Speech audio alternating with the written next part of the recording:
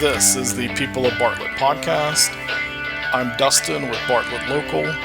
On this episode, we meet Lindy Tate, a Bartlett artist that runs Tater Buggin', and I promise that we find out what that name is about.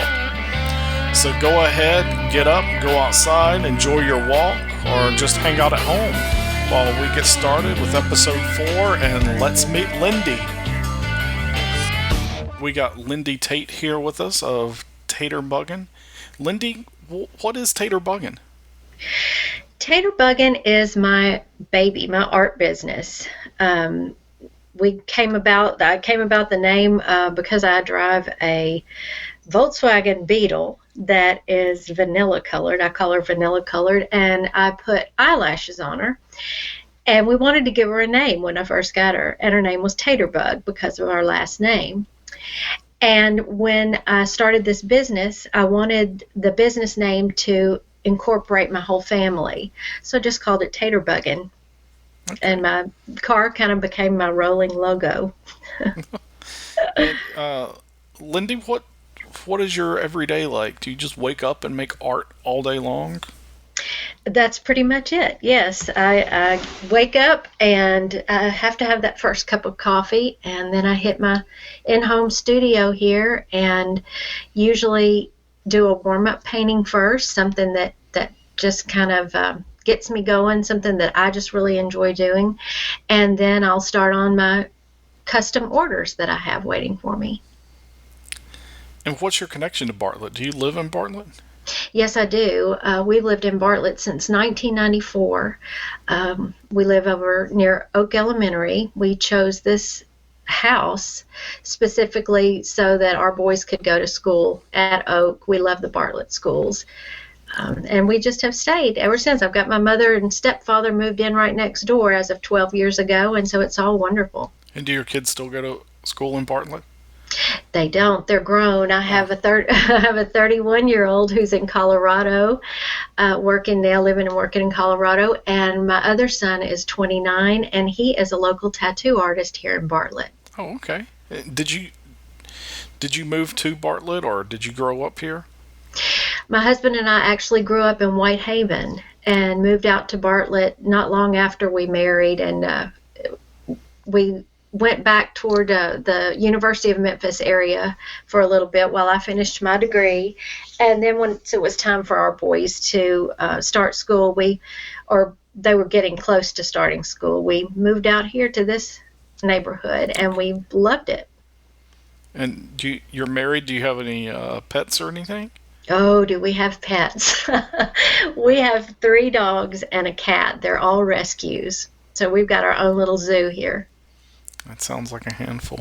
Mm-hmm. And you do your paintings and everything. What other hobbies do you enjoy? That is my hobby. It's what I love to do. And I guess other than that, our animals are way up high on my list. I absolutely love my animals, and spending time with friends. That's my life. And where do you spend your time with your friends? Do you have some favorite hangouts in Bartlett that you enjoy? Oh, I love Voodoo Cafe. I just I know they're new, but that's a great little place to hang out. And my friends and I are all pretty much big coffee drinkers, so we really enjoy that. Other than that, we'll hang out at each other's homes or take a walk together. I have some walking friends that will do that on the good weather days. Yeah, there's lots of nice places to get out and walk in Bartlett. Mm-hmm.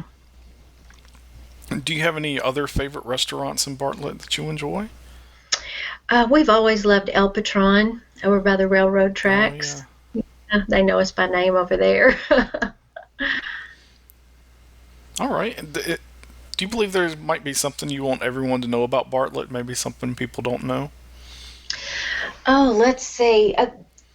The first thing that comes to my mind about when I think about Bartlett is really the people. Everybody is so kind and neighborly, and it's just a kind of a little hometown feel, but right here on the edge of Memphis. Okay, yeah, I can agree with that. So tell us how you got started creating art with Tater Buggin. How did that get going? It happened accidentally.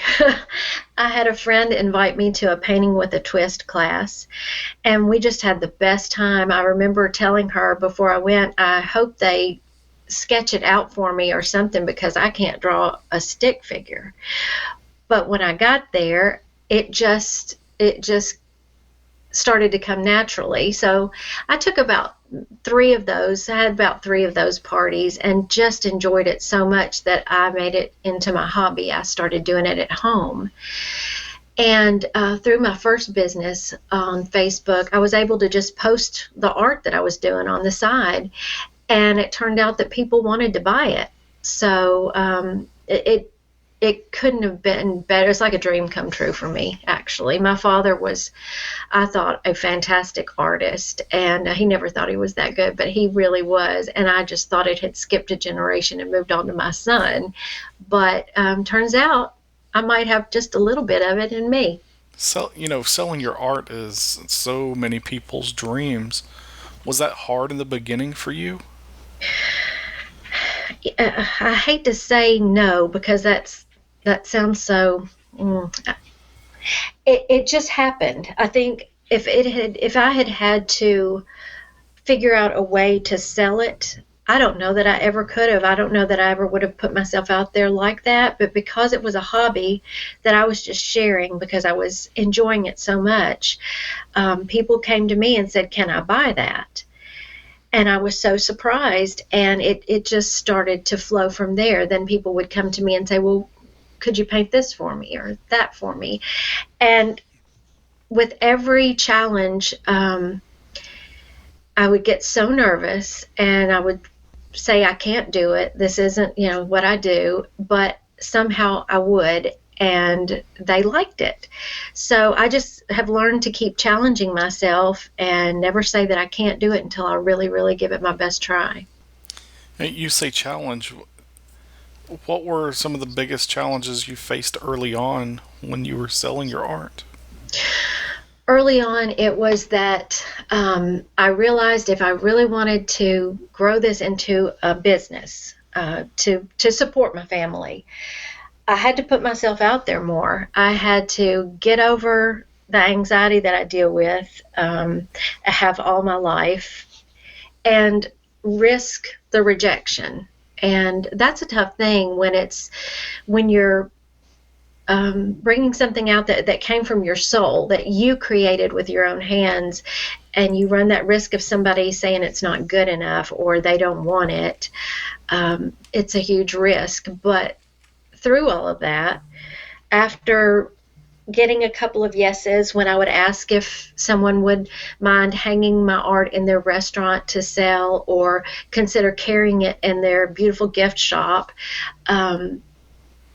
I got a little more confidence each time. And even when I had some major disappointments along the way, I have learned that with every disappointment, right behind it usually comes an even better opportunity. So it has made it easier for me to handle the rejections or the no's and keep on going and not give up. So, how how did you tackle that? I mean, your first no, how hard was that? Very hard. It was very hard. Every no has been hard, and every disappointment has been hard. But Was there a time that you felt that things changed and is really going to work out for you? And yes, absolutely. With a few of the craft shows or the yeses where restaurants would actually give me a wall in their restaurant and hang my art and allow me to sell there. It's just given me more confidence, and there were some that were crushing. I'll admit that it was really tough to handle some of those, but I never let it just completely make me quit. I might have been down for a little bit, but there's no way I would quit making art. It's so much a part of me now. It's what I do 7 days a week. And so I just keep going, and something else has always come along. So I'm thankful for that. And facing these challenges, how has it changed you on your journey from the beginning where people just said, "Hey, can I buy that?" to where you are now? Um, I have more confidence than I did back then. I still probably sorely lacking in that area, but more than I had back then. And I've realized that if you just keep going, you're not going to be everybody's cup of tea. What you do isn't going to appeal to everybody, and art is very subjective. So it's okay if somebody doesn't like it. There'll be another person who does. And so I think it's just that confidence that this is going to work out. It's worked out for several years for me now, and I'll keep working hard to keep it going. That's awesome. Well, thanks for sharing your story about your art and everything. Absolutely. It's really awesome, and I know your artwork's all over Bartlett in 2 or 3 places. Yes, I've been very fortunate. Bartlett has really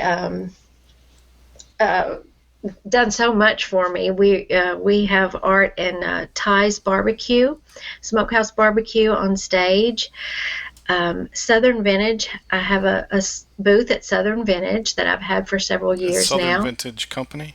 Yes, I'm sorry, Southern Vintage Company on Alturia, 4210 Alturia. They're like my little family there too. They're full of wonderful people. I've made so many great friends there. And also Voodoo Cafe carries my artwork here in Bartlett. That's awesome. It really is. So we're going to move over to the quick fire questions part of the show, which I know you're kind of nervous about. A little bit, yeah. For the people listening at home, quick fire questions are short questions. We're trying to get a quick response, something spontaneous out of Lindy, and we're just trying to have a little bit of fun. So are you ready for the first one? Ready as I'll ever be. All right. Describe yourself as a teenager in 2 words. Oh.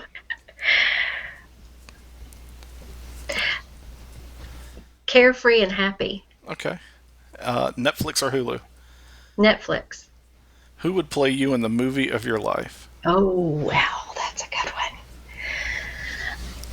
Oh, probably.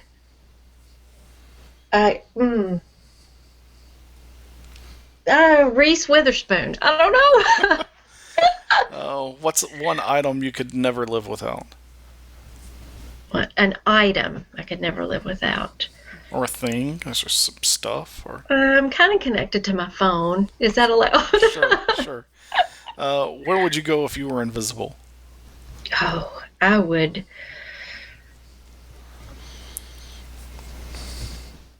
go into. Oh, that's okay. That's a tough one. Here's another hard one. If you weren't in your current role, what would you be doing? Oh, that's a really good one. I got my degree in journalism, of all things. Now, whether or not I would be doing that or not, I had a concentration in advertising, so I might be at an ad agency somewhere, I suppose. Okay. How do you define happiness? Peace and comfort. Okay. Yeah. What music have you been listening to recently? I'll turn on, when I'm painting, I'll turn on Sirius XM and listen through my computer, and I always listen to old 70s music. What bands are on there that you enjoy? Oh, goodness. I love Boston and Jefferson Starship. Those come to mind. Yeah. Lindy, who do you admire the most? I admire my husband the most. Absolutely. He's worked so hard for me and my 2 boys all our lives, and has given us a life that I never dreamed I could really have. Okay. What's your favorite getaway location? Oh, we always loved to go over to Hot Springs to one of the lakes. We used to have a boat. We would go over there and water ski a lot. But yeah, probably over in Arkansas on a lake. Okay. And the last one is, what's the strangest thing you've ever eaten? I don't eat very many strange things, but what is the strangest thing I've ever eaten? Oh, I'm so vanilla. That's a tough one. I had calamari once. How about that? Sure, why not? Okay, Lindy, so where can people find you if they want to follow Tater Buggin and learn a bit more about you or your artwork? Sure, yeah. I'm on Facebook. You can look me up under Tater Buggin. That's my business page. And also on Instagram at Tater Buggin. All right, and I'll make sure I put that in the show notes for everyone following along. Thank you. At home. Lindy, thanks for coming out and having a chit-chat with us and telling us your story and everything. Oh, thank you for having me. This is wonderful. Yeah, we're happy to have you. Thanks so much. Thank you, Dustin.